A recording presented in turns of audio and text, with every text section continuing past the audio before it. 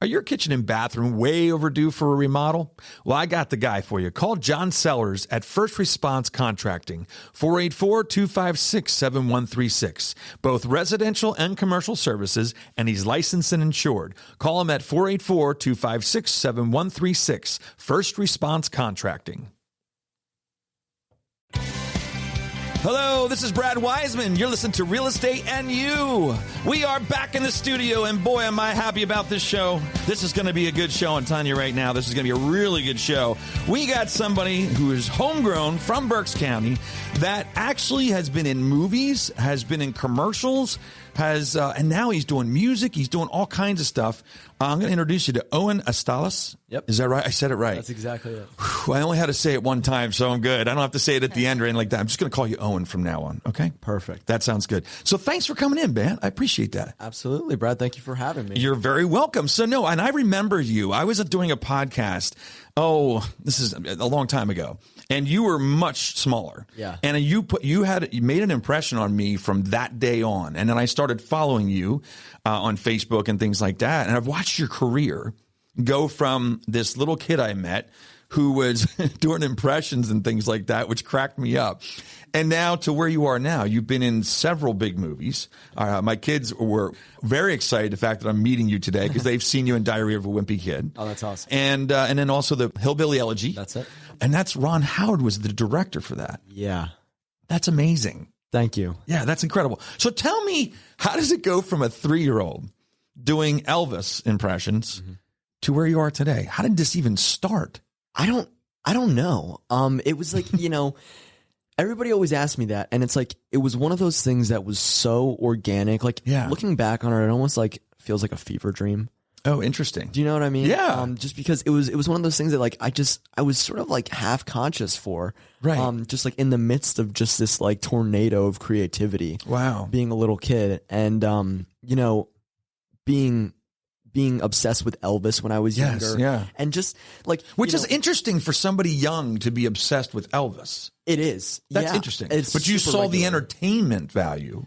Yes. And thought, wow, this guy's amazing. Right. Well, just like the way that he presented himself, I know it's kind of a joke now, like costume Elvis or whatever. Yeah. But like just like the whole thing and just like him being on stage and orchestrating this whole band was just so like mind blowing to me. Now, had you seen other artists? Was that the one? Mom's in the studio here too, so I'm going to say Mom sometimes just because you're here and I can look at you and say stuff. But was it just Elvis? Was it other people? Like when I was a little kid, it was predominantly Elvis. But then as I got older, I found different things to like immerse myself in. You know, so first it was Elvis, then it became like Indiana Jones that I was like really into, and I would like wear an Indiana Jones costume everywhere. Did you have the whip and stuff? Oh yeah. Did you? Okay. I had the whip. You did? You had the whip for real? The whip. Whoa. Yeah. So do people have scars that live with you on their backs? I mean, were there people beat up from this thing? It was like a full on Indiana Jones fantasy. I'm glad I didn't see that phase because I'm afraid I would have gotten hurt. Yeah. Well, that's cool. So Indiana Jones, and then all of a sudden you start realizing that you like characters. I liked characters, and I like development. Like it sounds like nutty, but like this is almost like the frame of mind that you kind of have to like to be, this kind of visionary is. I would like create these like worlds in my head. Yeah. And just like,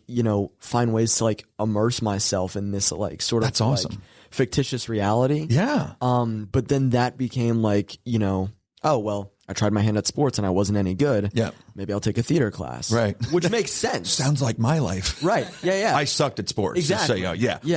What happened with baseball, I'd go to catch and the ball would hit me in the head. Right. Like I was just, it was going to be an abusive relationship between me and the ball. Yeah. So I decided that music might be my thing. Right. Yeah. So that same kind of thing. Exact same thing. No, I was no good at sports. I tried basketball. I tried soccer. I tried the whole. That is so funny. The whole. So you're like, how about spiel. theater? And then my mom was like, you know what? Let's give theater a try. Yeah. And so around here, the Yoakum. The Yoakum Institute of the Arts. Great place, by the way. Very great place. Yeah, yes. Absolutely. Super nourishing. And, absolutely. And it's very important. And you probably realize this now, even at your age. There's something about the entertainment field. There's something about music. And I've always said this about my musical abilities. And not that I'm that great or anything like that, but my music is that it's somewhere I can go Yeah. When everything else is going wrong. Absolutely. It's somewhere I can go within myself that it's always there. I could not agree with that more. Yeah. It's almost spiritual. That's the way I look at it. It's spiritual. It is so spiritual. Yep. And, even my dad asked me that the other day, like when I was playing guitar, and he was like, Owen, like, what goes through your head whenever you're playing guitar? I'm like, Dad, absolutely nothing. It's bliss. Yeah. It's bliss. Yeah. It's so true. That's so funny that it's cool to see that you have that entertainers have the same kind of thing going on in their minds. But I think that's awesome. So let's go now to you're working your way through. What was the first thing you did where there was a camera and it went to the public? The very first thing. Oh God. I think I was on Louis C.K. Oh, no way. Yeah. There was this. I love Louis C.K. Yeah, it was great comedian. It was a show called Louis C.K. Get out of here. By Louis C.K. I don't know that show. Yeah. Oh, cool. And he was shooting a show, and I got casted. I remember. I think I was like, my mom was picking me up from elementary school. It was like fourth grade. Oh my gosh! Are you kidding me? Yeah. And she said, "Hey, me, you, and your dad are going to New York City tomorrow, and you're going to be in the show, Louis C.K." I was just like an extra. Yeah. It was still my first role, and I just remember being on set, and you got the whole thing. You got a little bit of hair and makeup. Yeah. You got to meet some other kid actors, and so you got a taste of it. I got a taste. And you like the taste. And I really like You really like the taste. I mean, we stayed That's like having chocolate cake, man. Yeah. Once you have it, man, it's amazing, right? And you just want to keep having it. And I just remember, it was honestly, it was one of those experiences that really set the tone. I mean, we stayed at this really nice hotel. Cool. In Soho. Yeah. And it was winter and it was snowing outside. That's a beautiful time to be in New York. Yeah, and I was shooting this TV show, and I was like 8 years old. I was like, this is amazing. This is great. This is great. This is the kind of life New I York want. City during the Christmas time, and I'm shooting a TV show. Like, unbelievable. Yeah. And then it went from there. So you're constantly doing auditions, I guess, because I see that you do a lot of auditions. Yeah. So what people don't see, I think, is, and this is where getting into more of sales and everything else too, but failure.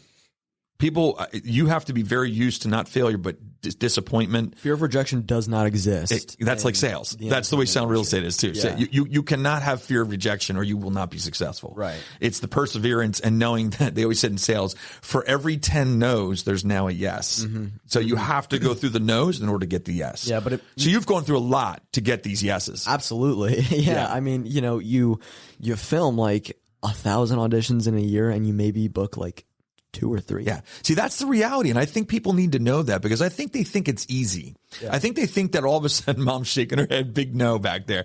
They think it's easier. They think that, oh, you know what? He auditioned and got it. Wow, he's lucky. No, you're not lucky. You worked your ass off for it. Yeah. You're doing audition after audition and finally you get a break because they see you at that right part, Yeah. I mean, the first part of it is like, you have to be the right kind of person for it. Absolutely. Do you know what I mean? Yep. Because it's like, I could try to be a great football player, but it's not something that I'm that passionate about. It was never something that I was that passionate about. Right. And it's like somebody can be like, oh, I want to be a big famous actor, but it's like, but if you don't have the vision for that, absolutely. You know what I'm saying? Like if you weren't a little kid dressing up and pretending to be these characters, like before you were being paid for it, yep.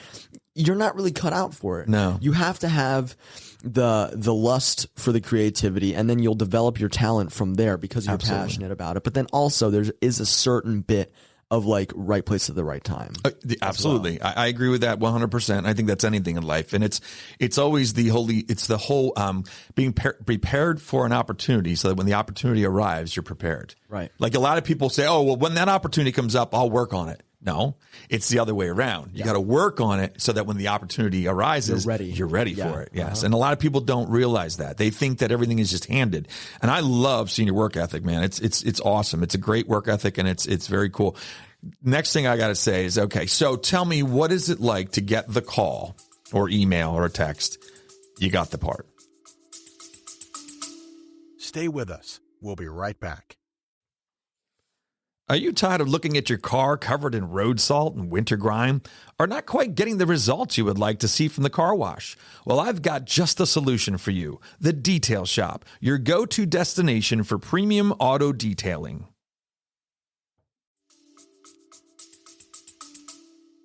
Oh man. it's like Christmas morning.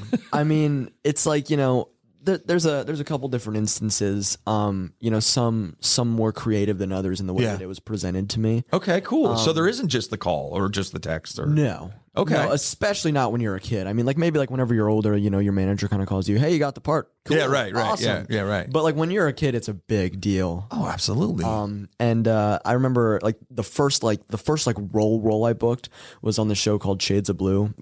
With Jennifer Lopez and Ray Liotta, who just passed away as well. Yeah, I know. Bummer. Yeah. I know we lost many good ones recently. It seems. Yeah, Ray Liotta was way too young. Yeah, and way talented. Way talented. Amazingly Absolutely. talented. I remember on set he asked me. He said, in like a joking kind of context, because I was like 9 or 10, and he was like, have you ever seen my movie Goodfellas? And I was like, I'm talking to Ray Liotta, and I understood that he was like a big celebrity, and I was like, oh yeah, I've seen it. Huge. Which was not true. I did not see Goodfellas. You did? But I told him I saw it. Because I was like, I don't want to let down Ray Liotta. Imagine you said, no. Is that like a thing? Is that a thing? It's like, what do I say in that scenario? But then he's like laughing at me, and then he's like looking at my dad. He's like, you would let him watch that movie? What? It's a great movie. Well, now looking back, like having seen it, I'm like, oh my God, I worked with him. Like, absolutely. Yeah, he was extremely talented. Talented. So you don't get a call. So you've had some creative ways. Let's just say the two so you're saying with that show, but how about working with Ron Howard? How did you find out you're going to work with him? So that was a really funny instance. Yeah.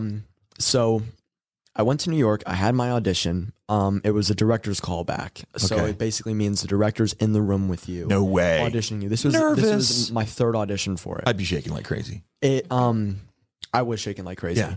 Maybe I had too much coffee beforehand. Oh yeah. But regardless. But what else are you gonna do? I mean, absolutely. You're meeting Ron Howard and he's judging you. Yeah. He's sitting this kind of distance away from me. Oh God. Like, but I'd be sweating too. I'd be sweating. It'd be Right. I mean, needless to say, it went well.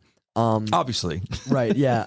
Needless to say, it went well, and then I went back. And then like fast forward like 2 or 3 weeks, my manager's like, "Hey, you're gonna get a call from Ron, like a FaceTime," and I was like, cool. Oh my gosh, so that's crazy. I'm sitting at my kitchen table. Ron FaceTimes me, and he starts going on and on about all of these like things that he has planned for me. And he's like, "Yeah, so do you want to do your impression now of Ron or no?" Sure. Yeah. Okay, go ahead. He's appropriate time to do it. So he's like, "Well, hi, Owen. Nice to see you again. Listen, hey, so you're going to be working with this really great woman. Her name's Nadia. She's a dialect coach. You're going to learn all about the Southern language and just like the vowels and consonants and all that good English literature stuff. And then we're going to be working together for a little bit on developing your character. And I really would like you to talk to JD. I think that would be great for you." And anyways, nice talking to you. Oh my God, that's it. That was it. And that sounds just like him. Right. That's crazy. Good job. Thank you. He laid out. I had a long time to get to know him. And like listen to him. So, yeah, I'm sure. Yeah. So he laid out this plan for me, but I hadn't been told if I like had gotten the job yet. Oh, that's so funny. So they're almost like they're kind of assuming that you knew. Well, no, but then I called him back because I looked at my parents after the call and I was like, Did I get it? Did I get it? Yeah. So my dad was like, "Call him back." And I was like, "Okay." So I called him back and then he was like, "Hey, Owen, what's going on?" And I was like, "Did I get the job?" And then he was like, oh, yes, of course. He was like, "I'd assume that they had already told you." And I was like, "That's great. Awesome. Well, I love it. I'll see you on set." And then he was like, "Yeah, looking forward to it." He's a very chipper guy. Seems very chipper. Like super chipper. High octane. Yeah, absolutely. That's cool though. That's why he's so good. So the other question I have to have now is, you get the part, and I'm going to ask you the question: how the hell do you memorize these lyrics? I almost said lyrics because I'm used to being a musician. Yeah. How do you memorize the script on a movie like that, or any movie? Like, is there? I think what I wrote down. Is that challenging? And I said, is there a trick to it? Is in my mind, like that's the one thing that I think would be very challenging. This might sound like cliche, but it is truly one sentence at a time. Is it really? It is one sentence at a time. If I'm handed like a monologue, right? Yeah. Look at the one sentence, say it over and over and over again. Then I look at the second sentence, I say it over and over again. Then I combine the two. Then I look at the third sentence, say it over and over again. Then I combine the three. Do you know what I'm saying? Yeah, that's just incredible, because there's times though where you have a lot to say. Yeah.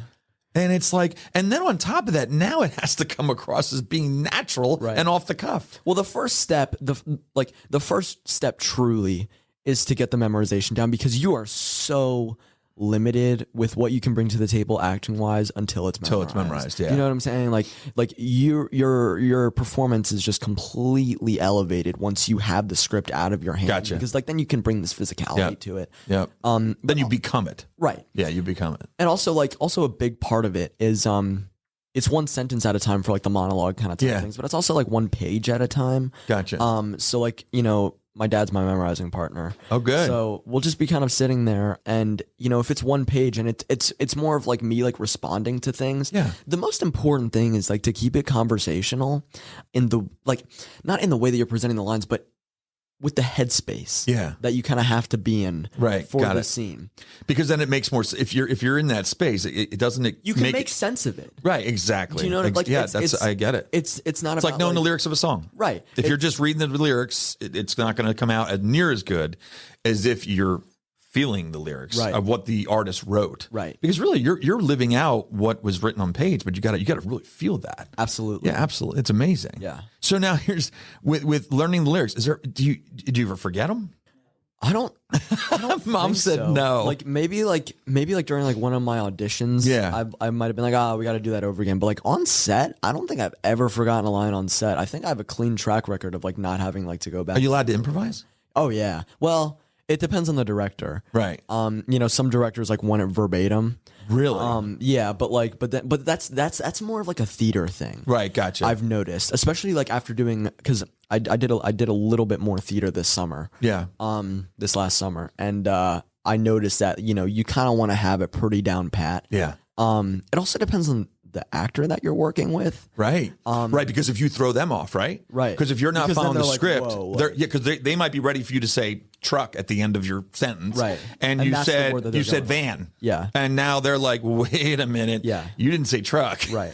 So then that could be a little tricky, I guess. For sure. Yeah. But somebody like literally like anybody on Hillbilly Elegy, honestly. Yeah. Like Glenn, Amy, Bo, like all three of them were just ready. I love how he just uses first names for these people, Yeah. Glenn, Amy, Bo, Yeah.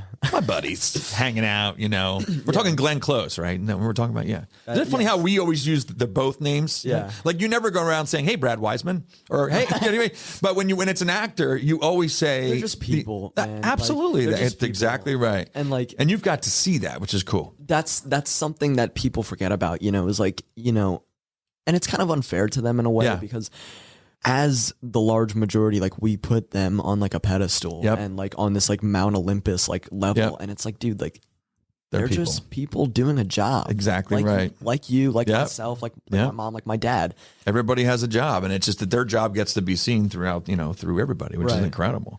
I mean, having them interact with me on a personal level was one thing, but then seeing somebody like Jennifer Lopez or something or like Ray Liotta like have a wholesome conversation like with my dad or my mom. That's really cool.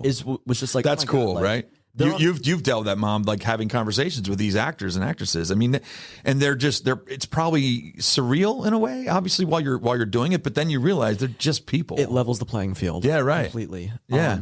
And that was something. Are they helpful for you because you were younger? Everybody's very helpful? Yes. Yeah. Yes. Big time. Supportive.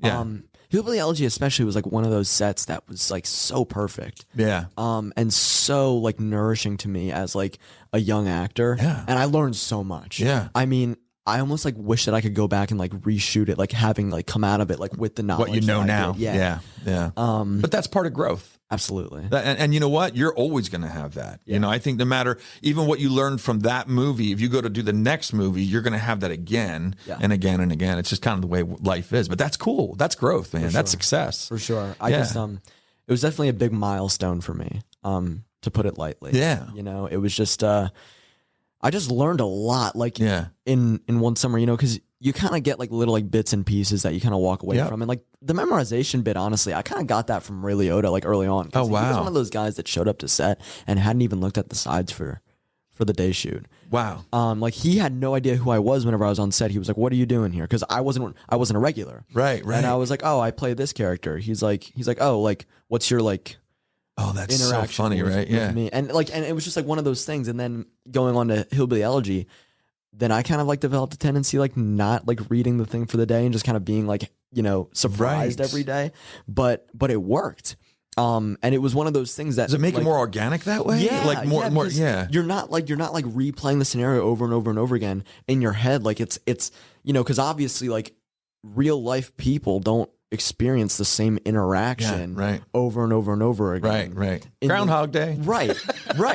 In the same way that Love that somebody, movie. Absolutely, yeah, Great for movie. sure, for sure. Amazing. Well, that's cool. Good experiences, man. So there's a couple other things here before we wrap up. Well, the other one was music career, movie career. Are we going to do both? Are you going to do everything you possibly can? Because you're starting to do a lot of music, which I think is awesome. Because I think also it gives you that whole triple threat or whatever they call it, the music. Do you dance at all? I do not. You do not? Okay. I'm taking a... do you have 2 left feet? Yeah. No, but I'm just saying, because the more you can do, the more valuable you are in all those crafts. Right. I mean, if you can act, that's great on stage for when you're singing or playing guitar. Because there's times where you're going to feel like crap and you don't want to be entertaining people and you're going to have to act on stage. Yeah. Yeah. And it's the same thing with the music also. You could get musical parts now too, which is cool. Because look at the people who played Elvis. The guy who played Elvis is Austin Butler. Oh my gosh. Incredible. Extremely talented. I mean, it's one thing to portray like one era of Elvis. Yeah. But to have portrayed Did you see him do that on the one? Was it on Jimmy Kimmel or was it Jimmy Fallon? One of them. He went through the different stages in like 3 minutes. Insane. And it was amazing how he changed his personality. And he said about how Elvis changed through those different phases. Yeah. It was really cool. And I mean, and you're talking to a big Elvis fan here. Yeah. I mean, that was really like down to a T. It was amazing. I mean, even like the way that his body moved. Yep. Do you know what I'm saying? Yeah, he did a phenomenal job with that. Amazing job. So let's talk about the red convertible. The red Mustang convertible. I've seen this out there on social media. Every time I see this car, I'm like sitting there going, man, that's a beautiful car. Yeah. It's just gorgeous. What was it, 67 or 66, you said? 66, yeah. Tell me about that. It's your car? Yeah, so that is my car. Technically it's in the name Owen Asztalos, which is my first name. Which is your first name, yeah. It's kind of shared between me and my dad. Okay. Sort of. But yeah, no, that was a gift from my grandfather. Unbelievable. Yeah, so he's kind of got a thing. He likes to work on vintage Mustangs, and like whenever he first... So he did that? Yeah. So whenever he first came to America, he owned an automotive shop around here, and then my dad sort of followed in his footsteps, and now I'm sort of like learning like more about how to work on cars and things like that. But yeah, then for my 16th birthday, my mom made a big fuss. She was like, "Owen, you have to get your permit today." She was like, "It has to be today." And the line was like a mile out of the building. I'm like, Mom, like, why does it have to be today? Yeah, just listen to me. I'm your mother, right? Just like that. Just like that. So I get my permit, I go home, and then my dad and my grandfather aren't there, but my mom throws me like a little surprise party, but my dad and my grandfather aren't there. And I was like, okay, you're like, what's going on? This is weird. Yep. And my mom's like, Owen, can you come outside for a second? I'm like, yeah, sure. My grandfather comes rolling down the street in the cherry red Mustang with a big bow on it. And my first thought was, oh, I get to take it around the block. Yeah, this is a great tease. Right. I was like, good one, guys. Wow, I got my permit for this? Right, yeah. So I'm like, oh my God. I'm like, oh, okay, this is cool. I get to take it around the block. They're going to let me take it for a little tour ride, and that's going to be that. My grandfather hands me the keys and he goes, enjoy your new car. Oh my God. And I was like, no Did way. you like freak? I was just like, but like, it was one of those moments where I was like, this doesn't make sense. Yeah, right. How do I end up with a 66 Ford Mustang? Most people would love that car, man. I'm telling you do. It's a beautiful car. It really is. Thank you. So I had to ask about that because I see it popping up here and there on social media, and I was like, that car is gorgeous. So I have one other thing I want to talk to you about, and if you have anything that you want to say, you are welcome to say. What do you do for school? So I've done a couple different things. Yeah, because that's tough, right? I mean, the actor's life in school is which you always have. Isn't that what you always put as hashtag actor's life? I think it's yeah. So hashtag actor's life. How does hashtag actor's life fit with school? Hashtag school. It doesn't. Yeah, it's tough. Yeah, it's constantly kind of having to find like new solutions. Yeah. When I was younger and like doing it like a lot, like constantly going to New York and relocating and things like that. I did homeschool. Yeah. And I did like on the computer kind of thing. Yeah. And they're okay with that, I guess, right? In your field. Yeah. I mean, they have to give you some leeway here on how you're going to learn. For sure. Yeah. For sure. Yeah, no, that was certainly a thing that, we kind of had to figure out. Yeah. And each scenario is different, obviously. Yeah. So first it was that, but I didn't really feel like I was like taking a lot away from it. Do you know what I'm saying? Like, it was like one of those things that I didn't really feel like I was like learning from. So I kind of got out of that, and then I went back to public school for a little bit. Oh, good. Yeah. And where did you go? Where was it at? I went to Wyomissing, junior, senior high school. Good. But I kind of had a hard time there, just like connecting with. Well, I was going the kids. I was going to say that because your life experiences at your age are different. Yeah. And bringing you into that situation it's kind of just, it's not like you were through the whole, you didn't go from kindergarten all the way up through the same way as everybody else. Right. And that makes it a little bit more difficult. And it's like, it's just like one of those schools that's always kind of been the same way. And it's always been oriented like, and it sounds, again, cliche to say, but like it's always been oriented around sports. Yeah. Yeah. Where it's like and it's such a small school that like there's really not like. There's no real good theater program or something. Well, like no, that, but like there's no good niches there. Gotcha. It's just like one thing. Yeah, sure. Or you're on the complete other extreme and you're like one of like, you know, the kind of like anime kids. Yeah. Which I'm not one of those. Yeah. Like I'm kind of like somewhere in the middle. Yeah. I just kind of had like a hard time like finding my place there. But then this year I went to a new school to get me better prepared for college and hopefully meet some like more like-minded people, I guess, just because I was put off socially a little bit. And I started going to Lancaster Country Day School. Oh, yes. I've heard good things. Incredible school. Yeah, I've heard really good things about that. Yeah. Yeah. Very cool. And also, I heard you just college. The college. Yeah. Let's talk about that real quick. Yeah, no, college has been on my radar obviously since the start of the school year. You know, I kind of tossed the idea around a little bit just because, you know, I kind of have like one foot in the door already and I'm like, you know, like maybe I just kind of go for it like without college.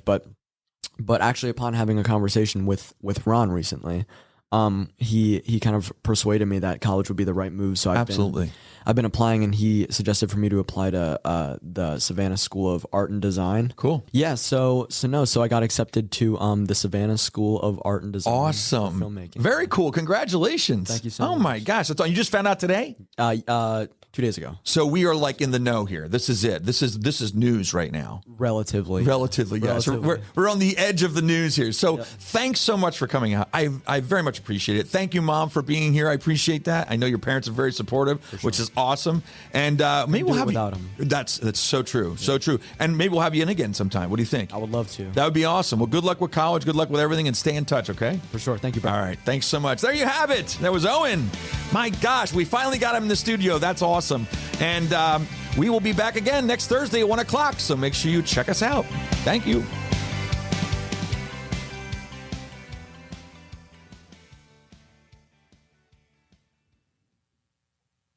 Are your kitchen and bathroom remodels a little overdue? Well, now's your chance to call First Response Contracting. John Sellers will take care of you. 484-256-7136. They do residential and commercial, and they're licensed and insured. Give them a call at 484-256-7136.